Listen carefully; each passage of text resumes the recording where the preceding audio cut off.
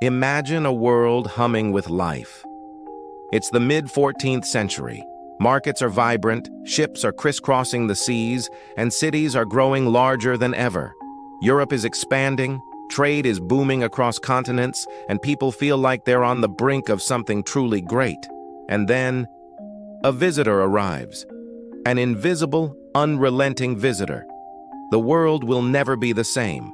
This was the Black Death, a devastating pandemic caused by the bacterium Yersinia pestis that swept across Europe, Asia, and North Africa between 1346 and 1353. It stands as one of the most fatal events in human history. Some estimates suggest that as much as half of the entire population of Europe died. But how did this terror begin?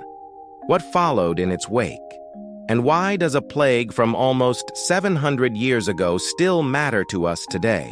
Stay with me as we unravel this story. The precise origin of the Black Death is still a topic of debate among historians and scientists.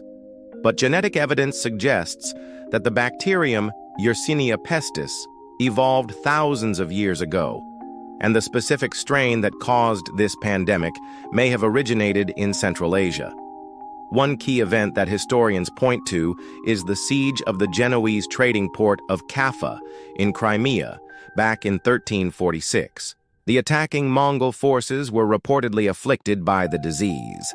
As the story goes, they catapulted infected corpses over the city walls. When Genoese ships fled the siege, they carried the plague with them, heading west. From there, the vast and busy trade routes of the medieval world became highways for the disease, spreading it into the Mediterranean and across all of Europe. Once it arrived, it moved with terrifying speed. In October 1347, a fleet of 12 ships docked in Sicily, carrying not just cargo, but death.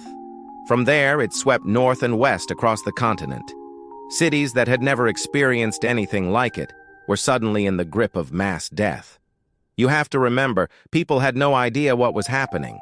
They had no concept of germ theory, no antibiotics, no real defense. The medical knowledge of the time was completely useless against it. Many were simply overwhelmed by the sheer scale of the tragedy. The symptoms were horrific. In its most common form, the bubonic plague, swollen and painful lymph nodes, called buboes, would appear in the neck, armpits, or groin. These were followed by high fever, vomiting, and agonizing pain. For most, death came within days. There was also the pneumonic form, which infected the lungs. This version was even deadlier because it could spread directly from person to person through coughing. Entire households would vanish in a matter of days. Gravediggers couldn't keep up with the bodies piling up in the streets. Towns and villages were emptied out. The fear was absolutely everywhere. And then came the consequences. The demographic toll was immense. Urban centers, which were crowded and unsanitary, were hit especially hard. Some areas suffered losses of 30% to 60% of their population. In the famous Italian city of Florence, historical records suggest the population plummeted from around 115,000 before the plague to just 50,000 by 1351. Everything changed. The world was fundamentally shifted, economically and socially. With so many people dead, labor suddenly became scarce. For the first time, peasants and workers could demand higher wages and better conditions. The old feudal system, which had dominated Europe for centuries, began to weaken. Huge swathes of land went unused. In some places, rents completely collapsed. It was a massive redistribution of wealth, born from tragedy. Politically and culturally, the old order was shaken to its core. In art and literature, the constant presence of death became a powerful new theme. The famous Danse Macabre, or Dance of Death, appeared in paintings and murals depicting skeletons leading people from all walks of life, kings, popes, peasants, to their graves. The message was clear: death spares no one. Religiously, people were pushed to their limits. The church, the most powerful institution of the time, was overwhelmed and unable to offer any real comfort or solution. Many priests and monks died while trying to care for the sick. Some people turned to religious fanaticism, like the flagellants, who would whip themselves in public as penance, believing the plague was God's punishment. Others lost their faith entirely. In the grip of panic and confusion, communities turned on one another. Scapegoats were sought to explain the unexplainable. Jewish communities, lepers, and foreigners were falsely blamed for poisoning wells and spreading the disease.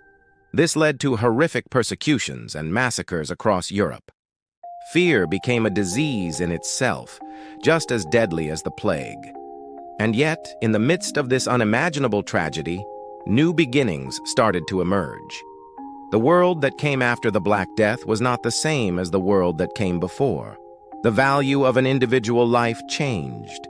The value of labor changed. In many ways, the path to the modern era, with its focus on individualism and social mobility, began to open up.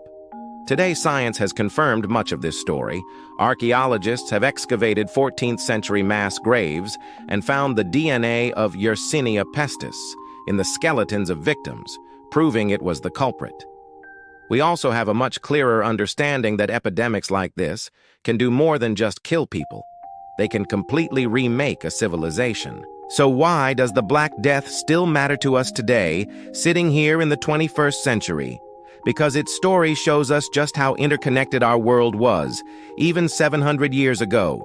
The same trade routes that carried silk and spices also carried a deadly bacterium. And it reminds us how a global crisis can shake the very foundations of everything we assume is stable and permanent.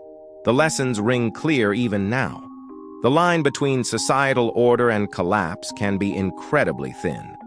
Institutions that feel permanent can falter under pressure. Human society can be massively and unexpectedly reshaped by a single event. But the most powerful lesson is this: even after the most devastating catastrophe, life finds a way forward.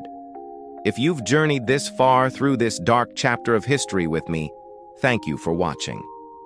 There is so much more to explore: the detailed stories of individual cities like London and Florence, the incredible science behind the plague bacterium, and how societies slowly and painfully rebuilt over decades.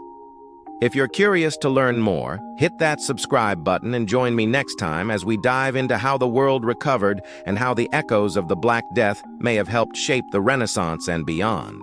Because this isn't just a story about death, it's a story of resilience. It's a story of profound change. And it's a story of humanity facing its darkest hour and somehow stepping into something new. Thanks for watching, and I'll see you in the next one.